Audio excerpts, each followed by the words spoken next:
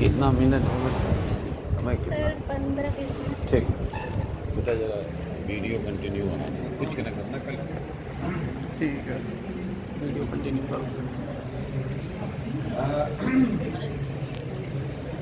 नहीं sir, mic नहीं on है। माइक कोई नहीं, ऐसे हो गया। ये वाला पंखा बंद करा दे, ये वाला पंखा या कम करा दे थोड़ा। बच्चों बातें नहीं। सबसे पहले तो मैं जाकिर हुसैन कॉलेज इवनिंग के गांधी स्टडी सर्किल का शुक्रगुजार हूँ कि उन्होंने मुझे आपसे बात करने का मौका दिया। हम सब शिक्षक हैं, लेकिन बच्चों से बात करने में आनंद आता है।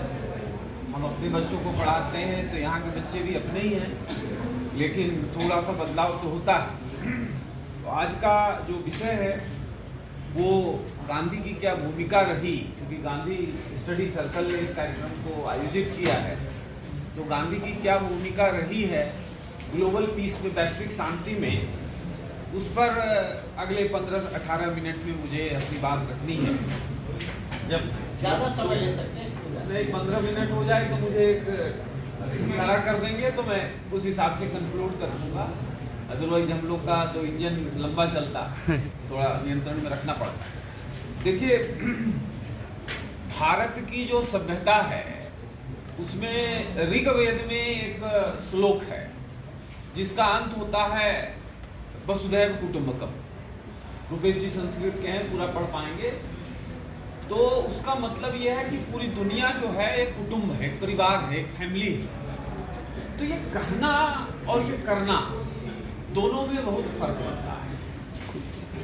हम कहते हैं कि भाई पूरी दुनिया हमारा कुटुंब है, हमारा परिवार है, लेकिन करते क्या हैं? तो गांधी एक एग्जाम्पल है, एक जीवंत उदाहरण है जिसने इस चीज को किया। वैसे भी राष्ट्रवाद की जब परिभाषा होती है तो गुरुदेव रविन्द्रनाथ टैगोर और महात्मा गांधी में थोड़ा सा अंतर था।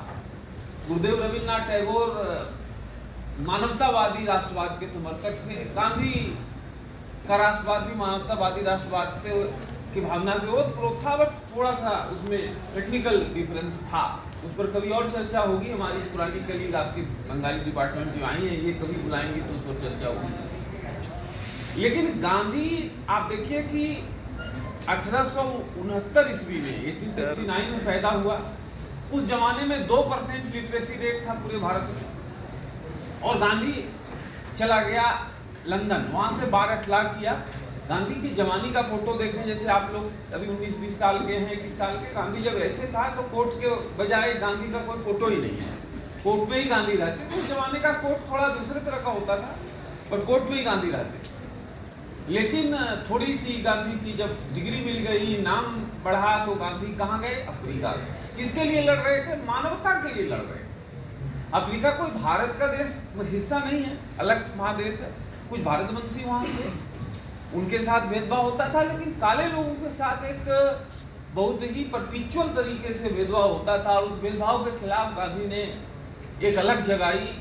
मानवता के, भारत के जो मूल्य हैं, महर्षि अरविंद हमारे एक बहुत बड़े स्वतंत्रता सेनानी थे, बाद में संत बन गए। 1905 से 1910 के बीच का कालखंड रहा जब पंडित अरविंद का चलता रहा आंदोलन। सिर्फ 5 साल अरविंद ने आंदोलन किया, उसके बाद वो संत बन गए। तो अरविंद ने कुछ चीजों का आविर्भाव किया आंदोलन में, जिसमें सत्याग्रह, ये भूख हड़ताल, ये सब था। तो गांधी ने उसको आत्मसात किया। गांधी का गुरु गोपाल कृष्ण गोखले थे। जब गांधी 15 साल से ऊपर लगभग साउथ अफ्रीका में बिताए और आए इंडिया, तो गोखले से मिले, बोले गुरुजी हमें भारत के बारे में कुछ करना है। तो उन्होंने कहा कि सबसे पहले तुम कोई गुरु का माने ज्ञान नहीं मिलेगा, तुम भारत घूमो भारत, और घूमोगे तो तुमको जानकारी मिलेगी। गांधी का पहला पदार्पण चंपारण की धरती में हुआ, बिहार में, जहाँ नील सत्याग्रह हम सब जानते हैं। उसके बाद अगले 30 साल तक गांधी फोकस में रहे। शुरू के 3-4 साल तक बाल गंगाधर तिलक जीवित थे, उनकी आभा मंडल बहुत बड़ी थी। तिलक के जाने के बाद गांधी एकमात्र नेता हो गए भारतीय स्वतंत्रता आंदोलन के, और फिर 1947 में हमने आज़ादी पाई। ये एक पक्ष है, इस पर भी अलग से चर्चा होगी, इस पक्ष को हम आज नजरअंदाज करेंगे। वैश्विक शांति के लिए क्या योगदान है, इस पर मैं आपको एक अपने से जो घटित घटना है उससे शुरू करूंगा। 2013 में मैं तुर्की के प्रमुख शहर इस्तांबुल में था, और वहाँ उनके जो फादर ऑफ द नेशन माने जाते हैं मुस्तफ़ा कमाल पाशा, उन पर हमारा पर्चा था। तो शाम को वाइस चांसलर ने सारे लोगों को बुलाया था खाने पर, तो वाइस चांसलर ने हमको अपने टेबल पर बुलवाया, बोला कि मुस्तफ़ा कमाल पाशा बड़े थे कि महात्मा गांधी बड़े थे, आप बताइए। अभी थोड़ा यक्ष प्रश्न था, आप तुर्की में खड़े हैं, उनके सबसे बड़े प्रसिद्ध शहर में हैं, तो हमने एक डिप्लोमेटिक आंसर दिया कि दोनों अपने अपने जगह सही थे। तो वाइस चांसलर ने कहा, वो साइंस का व्यक्ति था बट उसका इंटेलिजेंस देखिए, उसने कहा कि नहीं आपका आंसर सही नहीं है, डिप्लोमेटिक आंसर है, गांधी बड़े थे। और उसने बताया क्यों। उसने कहा कि देखिए मुस्तफ़ा कमाल पाशा ने भी हमें आज़ादी दिलाई, हमको बहुत बड़े तंत्र से मुक्त किया जो एक डिस्क्रिमिनेशन और एक्सप्लॉयटेशन पे बेस था, हमारी राष्ट्रीय अस्मिता को फिर से जगाया, लेकिन उस गद्दी को वो के लोभ से वो बच नहीं पाए, जिस गद्दी के लोभ में सब लोग उसके आगोश में आ जाते हैं। लेकिन गांधी उस लोभ में नहीं आए, गांधी ने त्याग किया। इसलिए गांधी जो है बहुत बड़े हैं। अब सबको पता है कि गांधी कितने बड़े नेता थे। अगर चाहते तो 2 साल 5 साल जब तक जीवित रहते, हो सकता है प्रधानमंत्री बनते तो गांधी की हत्या नहीं होती। लेकिन गांधी ने तो त्याग की भावना से उस पद को लेने से ही कोई मतलब ही नहीं था गांधी को। वो गांधी तो इस मत के थे कि कांग्रेस भी भंग कर दिया जाए। अब गांधी दुनिया में वार के बहुत बड़े विरोधी थे, शांति के समर्थक थे। तो गांधी कहते हैं कि 1909 में उनका हिंद स्वराज एक बहुत बड़ा किताब है, बहुत उनका चर्चित किताब है। उसमें उन्होंने कहा कि वेस्टर्न मॉडल ऑफ डेवलपमेंट जो है वो बहुत गड़बड़ है और उसी से वायलेंस निकलती है। और गांधी ने आगे कहा कि all activities for stopping war must prove fruitless so long as the causes of war not understood and radically dealt out. अब इसके बाद गांधी ने फिर कहा कि to vanish war we have to do more, we have to eradicate possessiveness and greed and lust and egoism from our own hearts। अब आप समझिए कि जो ये लोभ है, इस लोभ से कौन बचा है। तो एक प्रसिद्ध यूरोपियन विद्वान हुए हैं, कई एक सब्जेक्ट में उनका कोर्स में चलता है, फिलोसफी में है, पॉलिटिकल साइंस में है, इमैनुअल कांट। इमैनुअल कांट ने एक किताब लिखी, छोटी सी किताब है, परपेचुअल पीस। तो उस किताब में कांट कहते हैं कि दुनिया में अगर किसी एक कोने में अशांति है तो दूसरे कोने में शांति नहीं हो सकती। कहने का मतलब कि दुनिया को अगर शांति चाहिए तो दुनिया को ये सुनिश्चित करना है कि किसी भी कोने में अशांति नहीं हो। ये कांट की एक लाइन में वो फिलोसफी है उस परपेचुअल पीस नामक पुस्तक की। कांट एक बहुत बड़े विद्वान माने जाते हैं। अब कांट ने तो कहा, गांधी ने कहा भी, गांधी एक विद्वान भी थे, उनकी कुछ पुस्तकें भी हैं, और गांधी ने उससे बड़ी बात की, उसको इम्प्लीमेंट करके दिखाया। एक बहुत बड़े जर्मन विद्वान थे मैक्स वेबर, जो सोशल साइंस के पितामह जिनको माना जाता है। तो वेबर साहब का कहना था कि सोशल साइंस में तब तक रिसर्च सॉलिड नहीं होगा, उसका रिजल्ट बहुत ही साइंटिफिक नहीं होगा, जब तक हम जमीन पर जाकर चीज़ों को नहीं देखेंगे, खुद नहीं करेंगे, अनुभव नहीं करेंगे। जो किताब हम पढ़ते हैं, लाइब्रेरी में जाते हैं, इसको वेबर साहब कहते हैं क्लिनिकल रिसर्च है। What about the empirical research? तो एम्पिरिकल रिसर्च ये है कि आप लोगों के बीच जानते हैं, लोगों से समझते हैं, उससे जो फीलिंग आती है, that is empirical research and that is more solid than the clinical research which is written in the books and journal. Book और जर्नल में जो लोग लिखते हैं, किसी न किसी भावना से थोड़ा वो शिकार तो होते ही, तो ट्विस्टेड होता है। लेकिन जब आप आम लोग से बात करते हैं, आम लोगों की समस्याओं को जानते हैं, तो आपको फर्स्ट हैंड अनुभव होता है। तो गांधी ने फर्स्ट हैंड अनुभव भी लिया था कि दुनिया में किस तरह का तंत्र चल रहा है। अफ्रीका एक अलग भूमि थी, वहाँ कुछ था नहीं भारत का, लेकिन गांधी ने लड़ाई किसके लिए लड़ी? फंडामेंटल फ्रीडम के लिए, ह्यूमन राइट के लिए, और सबसे बड़ी बात ह्यूमन डिग्निटी के लिए, जो मानवीय गरिमा है उसके लिए लड़ाई लड़ी।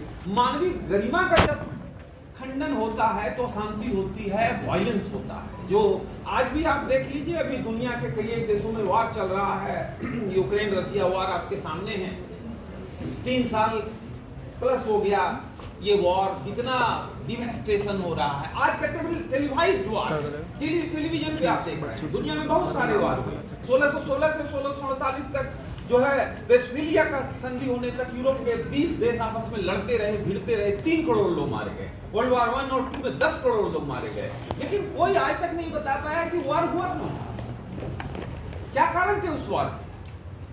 तो इस पे भी अलग एक चर्चा हो सकती है वार, लेकिन वार मानवीय सभ्यता में, ह्यूमन सिविलाइजेशन में वार होते हैं। और वार होने के 75 कारण।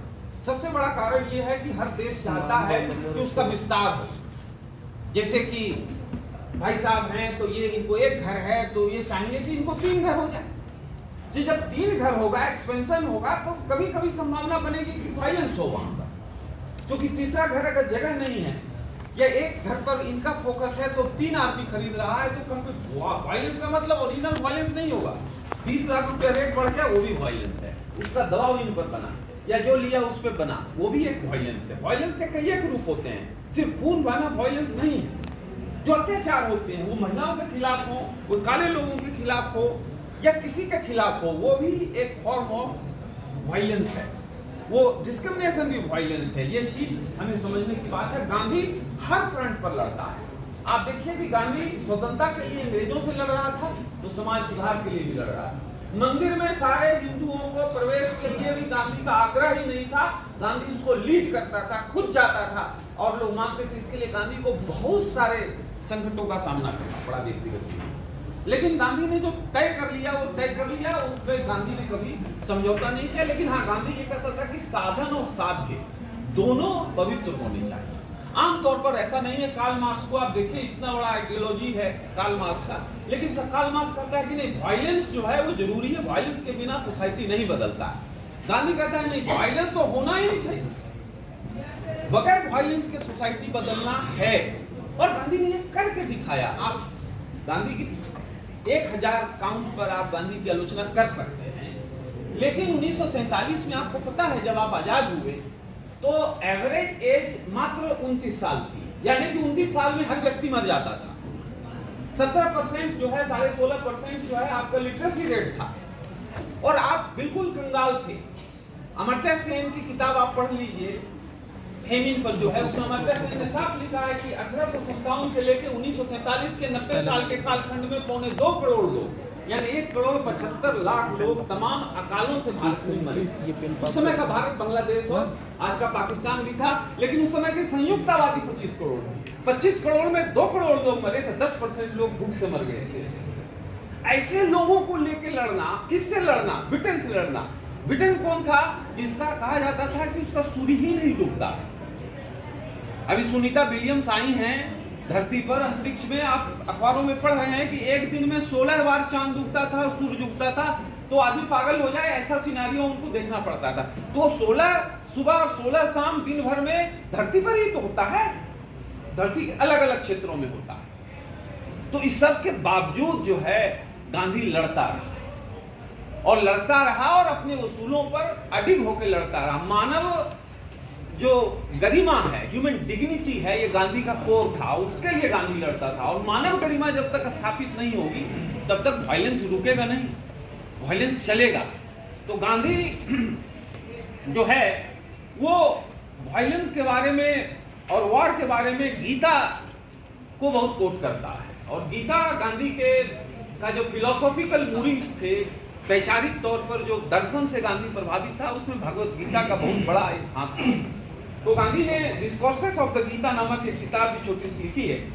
उसमें गांधी कहता है कि the greatest power in the world is that of the soul, peace is its highest expression. To attain peace first we must acquire greater mastery over ourself. We secure them an atmosphere of perfect peace, calm and goodwill, and that protects and fortifies ourselves and blesses others around us. अब आप इस चीज को समझिए। गांधी कहता है कि भैया आपको जब तक आप अपनी ड्यूटी नहीं करेंगे दूसरे का राइट पूरा नहीं होगा। UDHR universal declaration of human rights 1948 10 दिसंबर को पास हुआ। आप बच्चे पढ़ते होंगे किसी कोर्स में ह्यूमन राइट्स को। तो ह्यूमन राइट्स जब पास हुआ तो उस ड्राफ्टिंग कमेटी ने, गांधी उस समय जिंदा थे, हाँ जी भाई बालक, तो गांधी को उस ड्राफ्टिंग कमेटी ने एक पैगाम भेजा कि आप बताइए कि विश्व में मानव अधिकार कैसे लागू किया जाए। गांधी जी ने एक छोटी सी चिट्ठी लिखी, आधे पौने पेज की। गांधी ने लिखा कि जब तक आप duty bound human right global regime नहीं लाएंगे तब तक जो है ह्यूमन राइट अपने असली रूप में लागू नहीं होगा। उन्होंने नहीं माना गांधी की बात। वो गांधी की चिट्ठी है, वेबसाइट पे भी आप देख सकते हैं।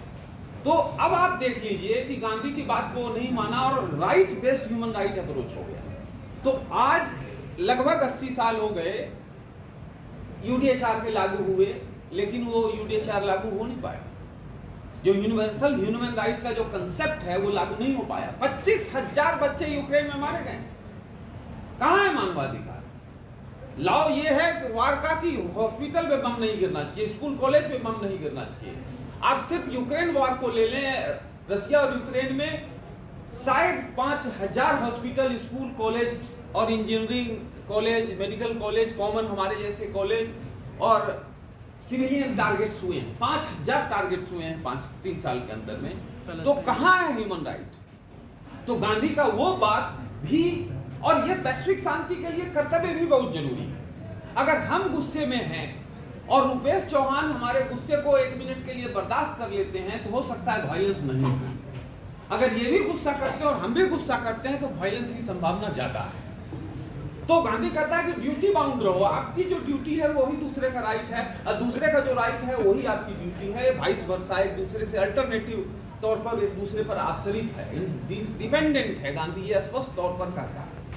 एक 2 और बात में करके बात को अपनी खत्म करूंगा। आज जलवायु परिवर्तन की समस्या बहुत गहरी है और वैश्विक शांति को अगर किसी ने चैलेंज किया है 21वीं सदी के, एक दशक आज बीत गया, 25 साल है, तो 21वीं सदी के 25 साल बाद जो वैश्विक शांति पर जो खतरा पैदा हुआ है वो जलवायु परिवर्तन से हुआ है। आप एक मोटा उदाहरण लीजिए। विश्व बैंक का कहना है कि हर साल 220 से 3 इंच समुद्र बढ़ेगा। मतलब समुद्र तो बढ़ता है नहीं, सारे दुनिया की जितनी नदियां हैं समुद्र में समाहित होती हैं, लेकिन समुद्र बढ़ता घटता है नहीं, स्थिर रहता है। लेकिन 3 इंच बढ़ेंगी और हर 3 इंच पर 60 लाख, यानी हर 1 इंच पर 20 लाख लोग अप्रूव होंगे। इंडोनेशिया से, बांग्लादेश से, म्यांमार से और जो लो लाइन देश बसे हैं, मालदीव वालदीव तो डूब जाएगा, पानी नहीं चला जाएगा। तो ये 60 लाख लोग जाएंगे कहाँ? बांग्लादेशी 1 करोड़ 100 करोड़ हमारे यहाँ है तो सारे नेता माइक लगा लगा के भाषण देते देते मर रहे हैं, लेकिन कोई आइडेंटिफाई नहीं कर रहा कहाँ है बांग्लादेश।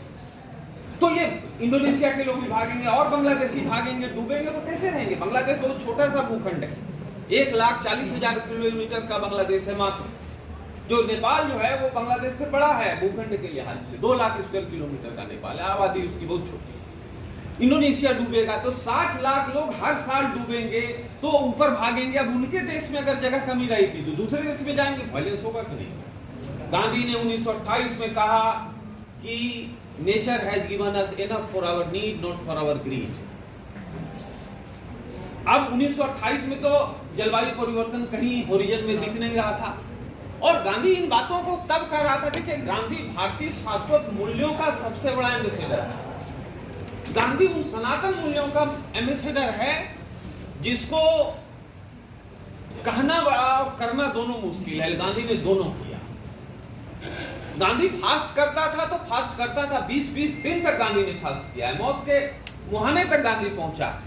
लेकिन आज के नेताओं की तरह नहीं कि 2 दिन फास्ट किया और रात में जूस पी के फिर बराबर कर लिया शरीर को। विरोध करता था और उसके पास अंग्रेजी सत्ता हिल जाती थी।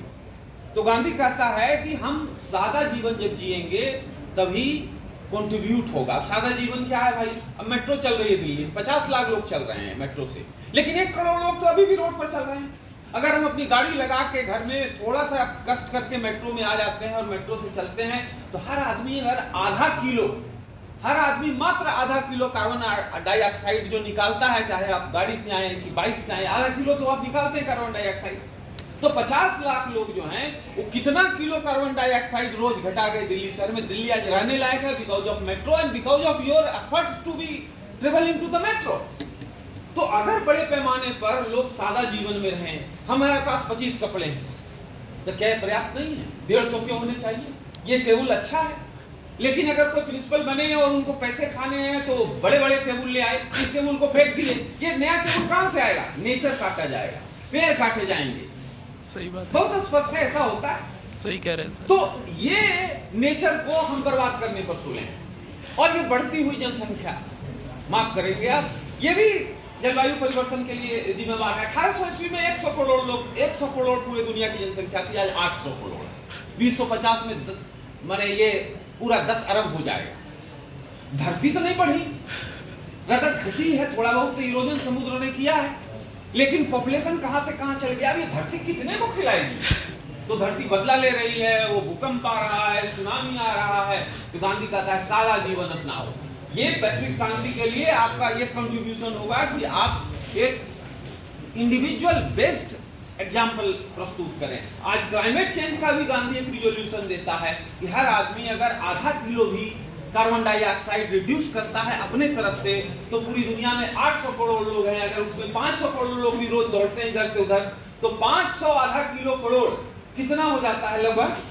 आप समझिए, ये जो ओजोन लेयर है उसमें जो होल है वो होल भर जाए। कोरोना में वो होल भर गया, इसलिए कि ह्यूमन मूवमेंट नहीं था। तो ये भी गांधी कहता है कि बड़े पैमाने पर आपके स्वच्छ विचार और सादे जीवन से आप वैश्विक शांति ला सकते हैं। दुनिया में वैश्विक शांति वैसे लाना बड़ा कठिन है। गत वर्ष में आज डेटा देख रहा था, गत वर्ष $2.5 ट्रिलियन सैनिक बजट में खर्च हुआ। $2.5 ट्रिलियन कितना है? पाकिस्तान की इकोनॉमी का 12 गुना, नेपाल की इकोनॉमी का 23 गुना, बांग्लादेश की इकोनॉमी का 20 गुना है और भारत की इकोनॉमी का 50%। तो $2.5 ट्रिलियन दुनिया ने रक्षा के बंद में खर्च किया। $900 बिलियन अमेरिका का है, $300 बिलियन चाइना का है, रसिया का $150 बिलियन है, 100 बिलियन वाले हम हैं, यूक्रेन है, सऊदी अरेबिया है, ब्राजील है, ऑस्ट्रेलिया है, ब्रिटेन है, फ्रांस है, इटली है, स्पेन है। इस तरह से 20 देश जो G20 के मेंबर हैं, ये लगभग 80-70 खर्च कर रहे हैं। अब ये देखिए कि $2.5 ट्रिलियन मात्र 30 देश खर्च कर रहे हैं। 170 देश तो खर्च करने के लिए एबल नहीं है। 100 करोड़ लोग अफ्रीका में मर रहे हैं हर साल यहाँ भूख से। 100 करोड़ लोग।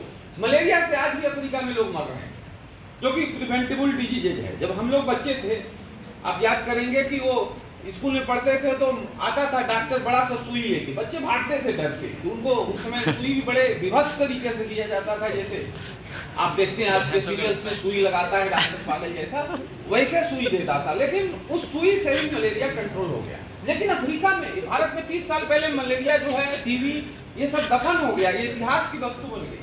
लेकिन आज भी अफ्रीका में 1 करोड़ लोग मर रहे हैं। ये जब तक चलता रहेगा, इतनी अराजकता, आप समझिए कि कम से कम 30 लाख लोग, 2 मिनट में खत्म कर रहा हूं, 30 लाख लोग भूख से आज भी बगैर खाने के सो रहे हैं। कोई भी धर्म में ले लो, रिलीजन का अगर वैल्यू जो कोई मानता है, तो हर धर्म ये कहता है कि आपका पड़ोसी अगर भूखे सोया तो आपका धर्म निगैरत है। कहां गया धर्म? कहां धर्म के दुकानदार हैं? ये सब दिखावे की बातें हैं। आम जन के लिए प्यार नहीं है। कबीर ने क्या कहा कि बड़ा हुए तो क्या हुए, जैसे पेड़ खजूर, पंछी को छाया नहीं, फल लागे अति दूर। तो वो फल कहाँ है? बड़े हैं आप, तो फल किसको मिल रहा है?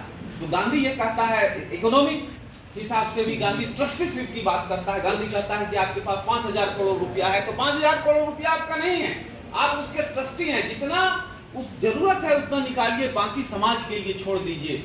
आज कितने पूंजीपति इसको मानने को तैयार है? पूंजीपति को गोली मारिए, हम लोग मानने को तैयार नहीं। हम लोग मानने को तैयार है कि अगर 4 मकान हमारे पास है तो 3 मकान हम दाम दे देंगे, कदापि नहीं। तो पूंजीपति कैसे मान लेगा? तो ये चीजें जो है हमको सेल्फ, जैसे आप कार चलाते हैं और बहुत स्पीड होता है तो एक्सीडेंट होता है, तो आप एक रेगुलेट करते हैं कि भाई 60 से ऊपर नहीं जाएंगे। कार के गोले में देखिए जो शीशा माने जो उसका घूमने वाला मीटर होता है, उसमें रहता है लाल सा कि कौन सा कार हाईएस्ट कितना चलाना चाहिए। जैसे मैं i10 चलाता हूँ तो उसमें 55 किलोमीटर बांधा हुआ है कि उससे ज़्यादा चलाएंगे तो एट ओन रिस्क। तो वैसे ही हमको भी एट ओन रिस्क इकोनॉमिक मामले में भी करना है, कपड़े लत्ते के मामले में करना है, घर कितना होगा इसमें करना है, तभी वैश्विक तौर पर शांति आएगी। दुनिया में जो लूट चल रहा है, जो साम्राज्यवादी हरकतें हैं, इस पर भी नियंत्रण करना पड़ेगा। अब गांधी मर के तो सब जाता है, गांधी भी गया, लेकिन गांधी आज भी जिंदा। कैसे हम और आप जिंदा रहेंगे इस पर सोचेंगे, अगर हम थोड़ा सा भी गंभीरता सोचेंगे तो हमें लगता है कि हम वैश्विक शांति की ओर, गांधी की जो एक अभिलाषा थी, एक कामना थी, एक दर्शन था, उसमें एक छोटा सा बेबी स्टेप हम कंट्रीब्यूट कर पाएंगे। धन्यवाद।